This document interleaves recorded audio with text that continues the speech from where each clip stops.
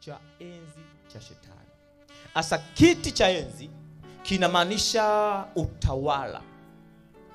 Ukisikia kiti cha enzi sio kiti chokalia iko cha kawaida hapa.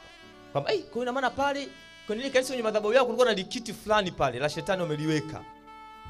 Sio maana yake hivyo. Naeleka vizuri. Kwa kiti cha enzi inazungumzia utawala. Sema utawala. Yes. Inazungumzia utawala wa shetani katikati ya watu wa Mungu. Kwa anasema napajua mahali ulipo maana ndipo kiti cha enzi cha shetani kilipo. Alikuwa anamaanisha nini? Kwamba katikati ya watu wa Mungu wa kanisa la Pergamo, pale kulikuwa na utawala wa kishetani miongoni mwao. Umeajiriwa kwenye ofisi fulani, alafu Yesu anakuambia, najua kwenye ofisi ulipo, hapo kuna kiti cha enzi shetani. Maana yake ni kwamba kuna mtu wa Mungu anafanya kazi kwenye ofisi fulani, lakini katika ile ofisi kuna utawala wa kishetani katikati yake. Asa Yesu akiwa anakuja kuleta taarifa za namna hii, kuna mawili. Cha kwanza, either ushughulikie kukiondoa hicho kiti. Cha pili, either uondoke. Nimeeleka vizuri? Si kila mahali kwenye utawala wa shetani ni wa kukemea.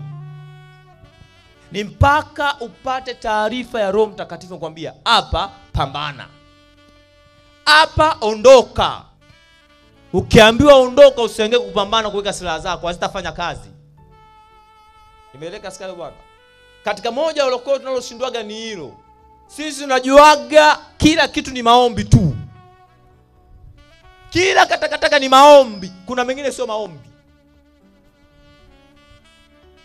Unaweza kutandoa nyingine, mume na mke wanagomana kila siku. Mchungaji, niombe napitia majaribu, niombe tu, shetani anavamia ndoa yangu. Ila ukiwachukua ukaongea nao vizuri ndani, utagundua kuna matatizo hapa. Wala hahitaji maombi. Naeleka sikala bwana. Kwa lazima Mungu atupe ufahamu. Yale yanayohitaji maombi ni yale ambayo kwenye akili zetu yameshindikanika. Mnakumbuka nilisema moja utajiri Mungu alitupatia ni nini? Akili. Alitupa akili tufanyeje?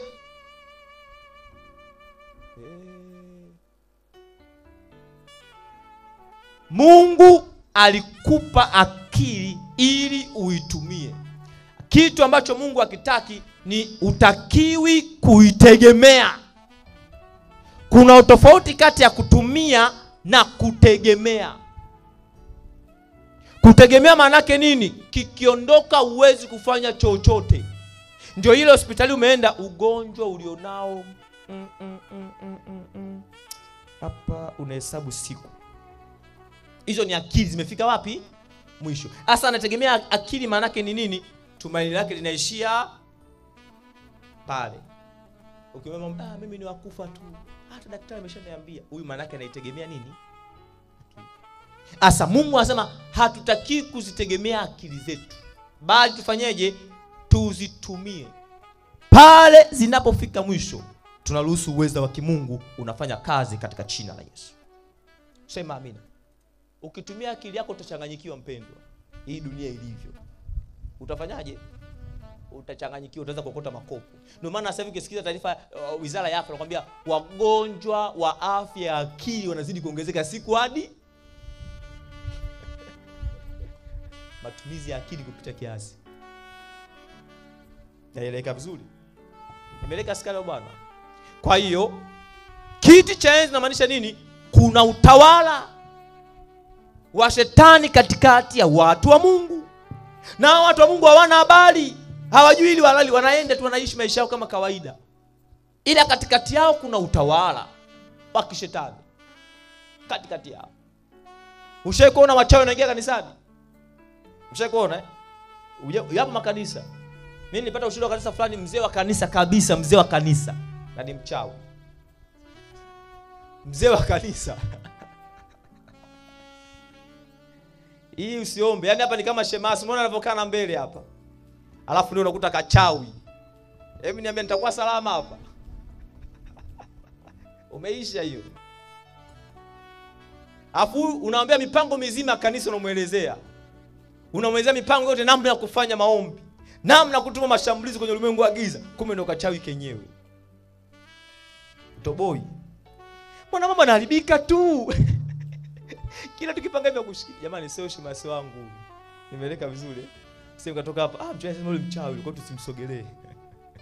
Simaanishi hicho. Ile inamaanisha kuna watu wa Mungu na katikati yao kuna utawala wa shetani.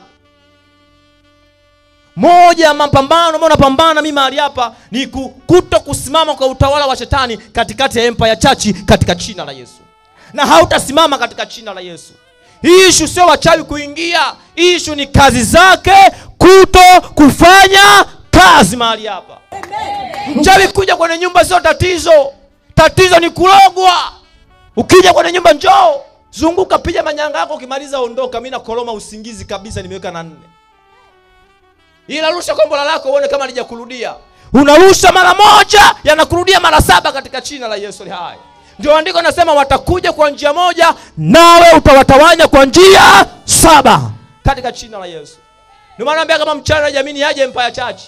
Ukija kwa ajili ya kuloga unajikuta unaweza kuandika andiko kanisa la Pergamo. Anaudi wachawi zako, wewe mbona hujafanya kazi yetu? Yaani pale sijui na nini, wamenikamata tu ghafla, mambo yakawa hayaendi. Kuja mchawi, it is not an issue, sio tatizo. Ukimwona mchawi useme namkemea mchawi, na neno limemvuta.